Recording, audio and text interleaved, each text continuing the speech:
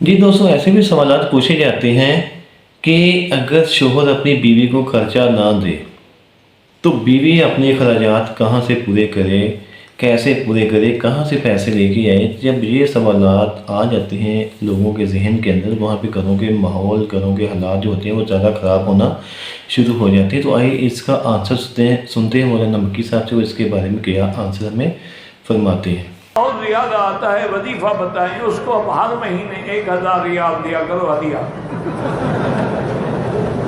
इसमें हंसने की क्या बात है? फिर अगर गुस्सा करे तो मुझे बताना, वजीफ़ा बताऊँ। तुम आज ही तजर्बा कर लो ना, आज ही जाते हुए 1000 रियाल दे दो, फिर तुमने जो शायद अपने लिए करनी है वो खुद करो। देखो फिर हंस के बात करती है कि नहीं। हम दोनों मियाँ बीवी छोटी छोटी बात पे एक दूसरे से नाराज़ हो जाते हैं। ब्लड प्रेशर होगा और क्या होगा। जिसको ब्लड प्रेशर उसको दवाई खिलाओ, इंशाल्लाह नाराज़ नहीं होंगी। जब आदमी का ब्लड प्रेशर हो जाए तो फिर नाराज़ तो होता है।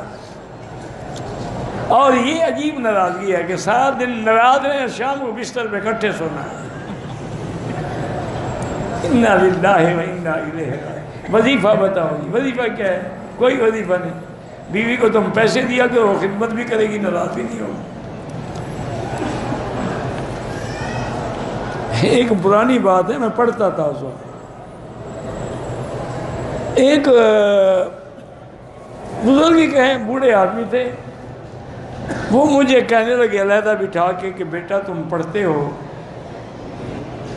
और एक बड़े आलिम के बेटे भी हो, मेरे पास एक अमल है, मैं चाहता हूँ कि आपको सिखा दूँ, क्योंकि जब आप मौलवी बन जाएंगे, आलिम बन जाएंगे, लोग आएंगे तवीज़ लेने के लिए।